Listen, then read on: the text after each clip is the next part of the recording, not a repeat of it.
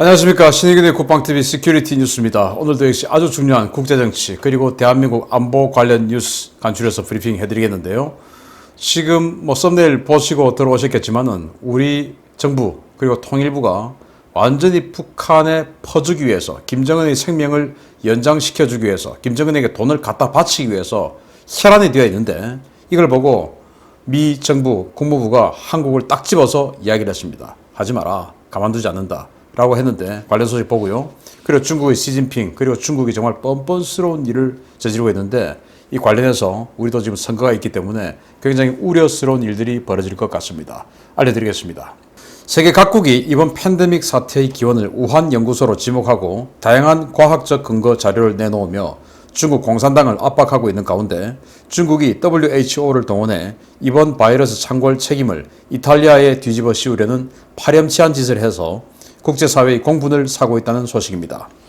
미국과 유럽 각 대학과 연구소, 제약회사, 정보기관들이 이번 바이러스의 탄생지로 중국 우한 바이러스 연구소를 지목하며 물증들을 내놓고 있는 상황에서 세계보건기구 WHO가 바이러스의 최초 기원은 중국이 아닌 이탈리아일 가능성이 있다는 황당한 주장을 들고 나오며 중국을 두둔하고 있습니다.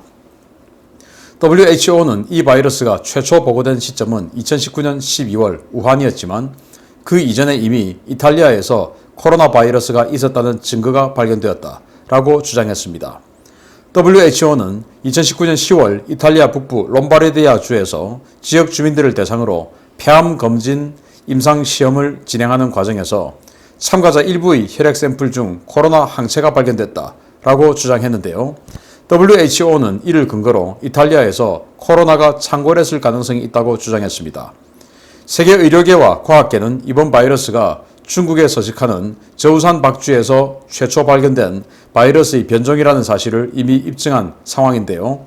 관련 소식을 들은 이탈리아에서는 저우산 박쥐가 없는 롬바르디아 주에서 코로나를 만들어낼 수 있는 것은 여기 사는 중국인 8만 명 중에 고향에 다녀온 자들이다 라고 격앙된 반응을 보이고 있습니다. 세계보건기구의 수장을 맡고 있는 게브리에수스 총장은 이티오피아에서 독재와 부족 학살 혐의를 받고 있어 귀국하면 목숨이 위태로운 상황인데요. 이번 팬데믹 사태와 관련해 중국의 입장만 대변하며 중국 공산당의 하수인 노릇을 하며 중국 망명을 준비하는 것이 아니냐라는 비난이 쇄도하고 있습니다.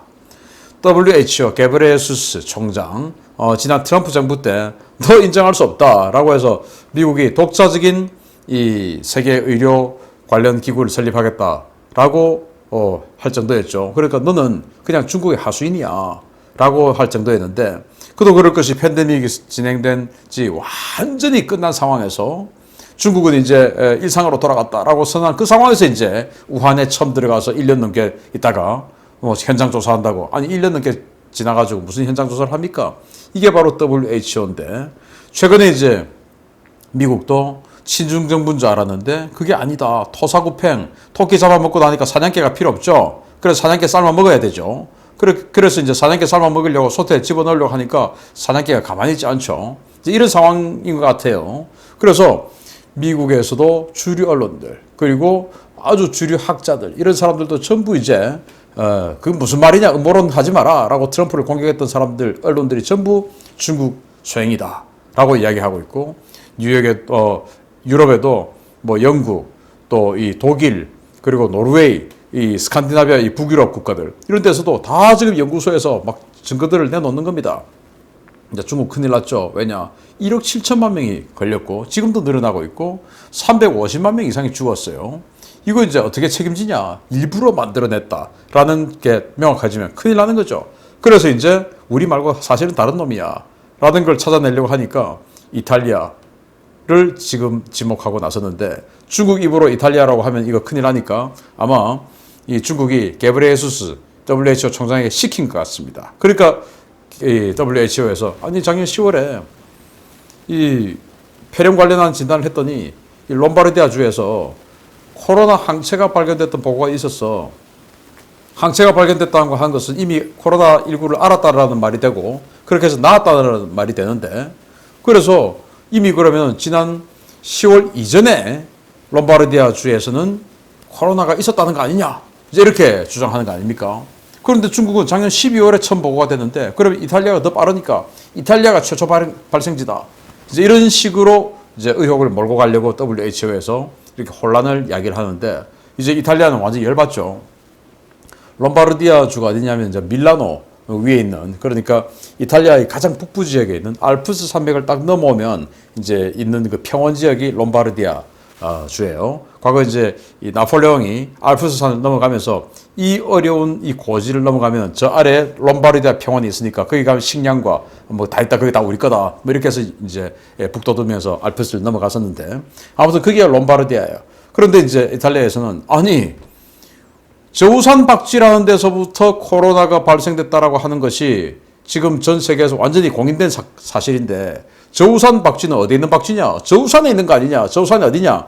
하면 이제 양쯔강 최하구에 항주가 있죠. 그 항주 앞에 한자로 보면 주산군도라고 있는데, 그걸 이제 중국어로 저우산군도라고 해요. 여기에 있는 박쥐예요.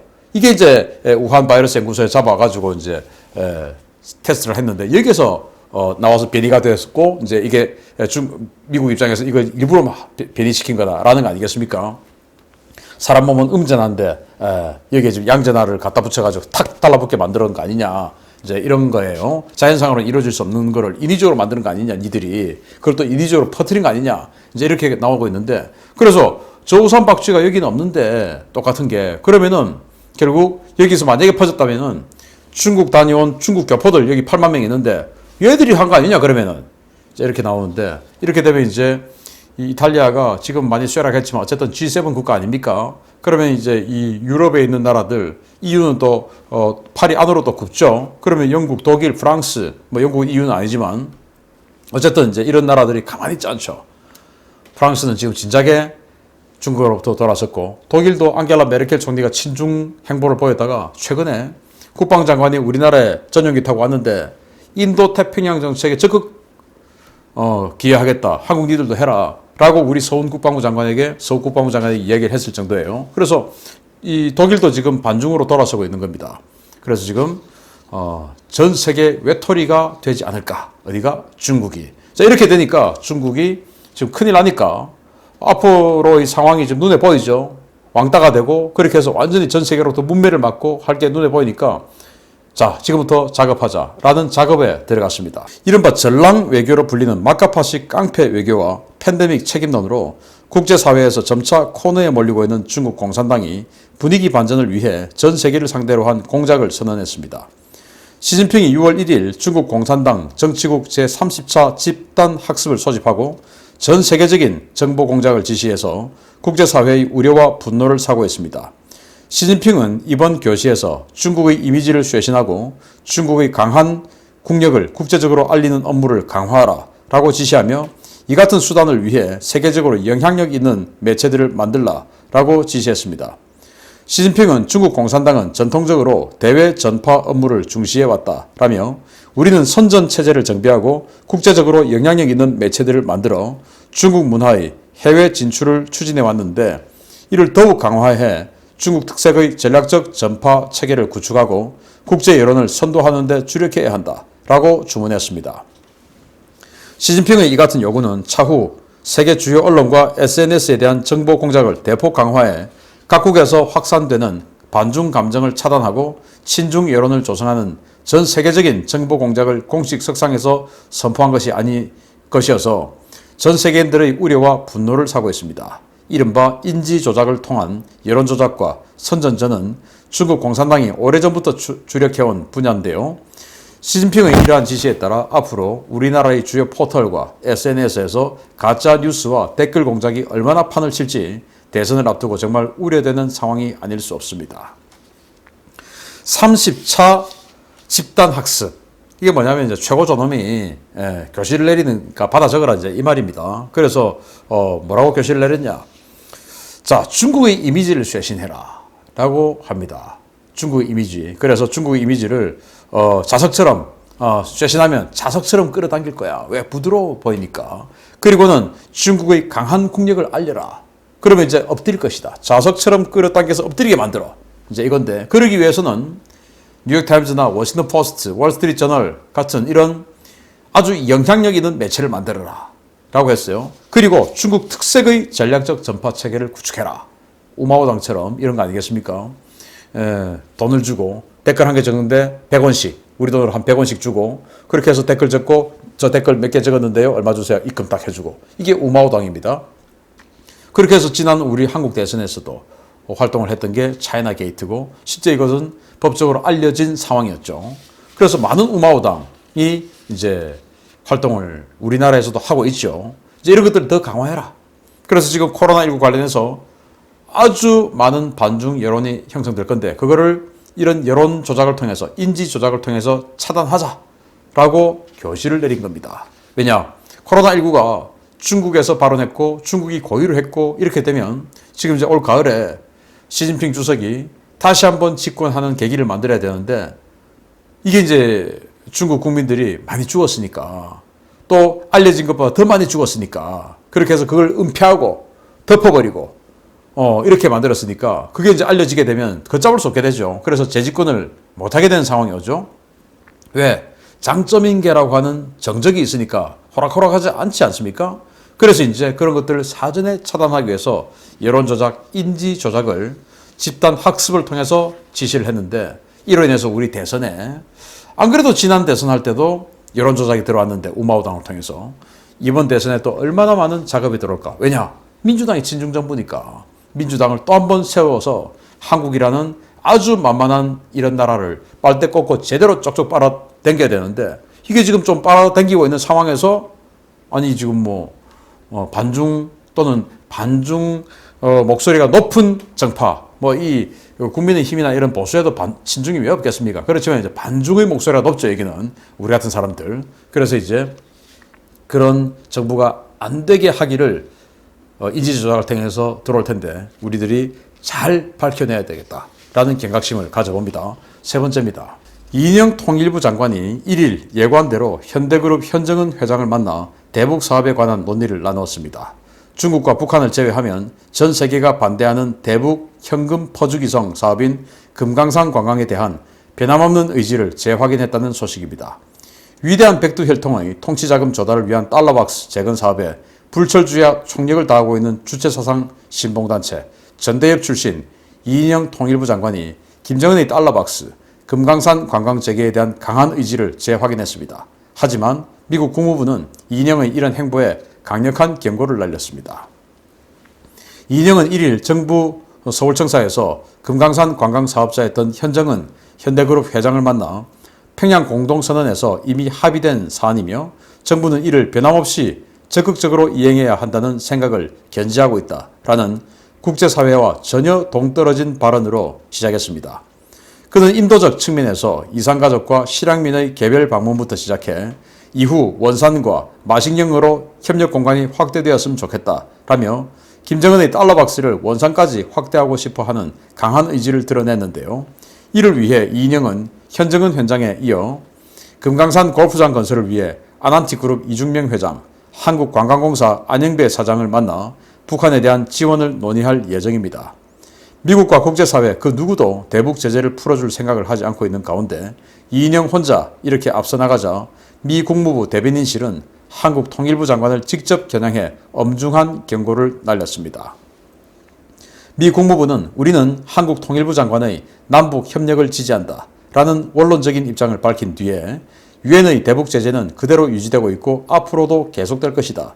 우리는 유엔에서의 외교와 북한 이웃 나라들과의 외교를 통해 대북 제재를 계속 집행할 것이다 라고 밝혔는데요. 이인영 장관 그대로 밀어붙이면 미국과 유엔의 제재 대상이 될 수 있다는 사실 똑바로 인식해서 나라 망치지 말기를 바랍니다. 어제 제가 이인영의 전대협 창립사 불러드렸죠. 낭독해드렸는데 참 기가 차는 거 아닙니까? 전 세계의 악은 양키다라고 이렇게 미국이다라고 이야기를 했는데 미국이라고 하지도 않고 아메리카라고 했죠. 아무튼 그렇게 했는데 그렇게 하고 있는 장면들이에요. 이런 자가 지금 통일부 장관이 되어서 북한에게 지금 누가 봐도 북한은 조금만 쪼면 저 정권 무너지게 돼 있는데 자 마식령까지 원산까지 사업을 넓혀나가자. 이게 뭡니까? 김정은이가 해냈던 게 뭡니까? 원산에 해안관광단지 그리고 마식령 스키장 이게 김정은이가 역점 사업을 했던데 이게 지금 아무도 유엔 제재 때문에 아무도 관광객 들어오지 않으니까 돈만 날리고 지금 큰일 나게 생겼죠. 트럼프 대통령하고 어떻게 해가지고 이제 한번 해보려고 했는데 그것도 안 되고 큰일 나게 생겼죠. 그러니까 존경하는 경애하는 수령님께서 큰일 나게 생겼으니까 그걸 또 구해주고 싶었던지 만식년까지 원산까지 사업을 넓히자. 여기에서 현정은 어떻게 했는지 모르겠지만 어떻게 하다가 자기 남편이 돌아가셨습니까? 자살했는지 자살당했는지 지금 뭐 의혹도 있는 그런 상황에서 아무튼 이 현정은은 현대그룹을 살려야 되겠다 라는 그런 의지가 있겠죠. 뭐 기업의 리더니까. 그런 상황에서 이렇게 독점적인 이익을 주겠다 라고 하니까 또 뭐 쌍수를 들고 환영하는 그런 입장인 것 같은데 제발 현대그룹 혼자만의 것이 아니다 라는 생각을 잊지 말기를 바랍니다. 그 현대그룹의 경거망동을 통해서 대한민국 전체가 얼마나 고통을 겪어야 할지 미 국무부가 똑바로 경고했습니다. 이번에 제가 한미 정상회담 마치고 분명히 말씀드렸죠. 남북관계 개선에 대해서 미국이 지지한다? 지지하죠. 개선해라 그래. 좋은 거니까 지지해. 그렇지만은 실행은 안 돼. 그거 우리 또 국제사회 이 틀 내에서 해. 뭐 이산가족 만나고 다 하란 말이야. 그래서 여기도 이영희가 이산가족 만난다고 합니다. 그런데 문제는 북한은 돈 안 주면 이산가족 안 보내주겠다 이거 아닙니까? 돈 달라 이거예요. 그래서 김정은의 달러 박스를 그렇게 꼭 주고 싶어하는 이유는 뭐냐? 통일 가로막는 세력이 바로 이 자들입니다. 가만 놔두면 지금 통일하게끔 돼 있는데 김정은의 저 독재 권력을 유지시켜주기 위해서 이렇게 대한민국을 망하게까지 만들려고 하는 이 자들이 바로 통일방해 세력 아닙니까? 어디 그런데 함부로 자신들이 통일 세력이라고 거짓말하고 있는지 뻔뻔한 자들, 이 자들 반드시 속아내어서 처벌해야 되지 않나 생각합니다. 마치겠습니다. 감사합니다.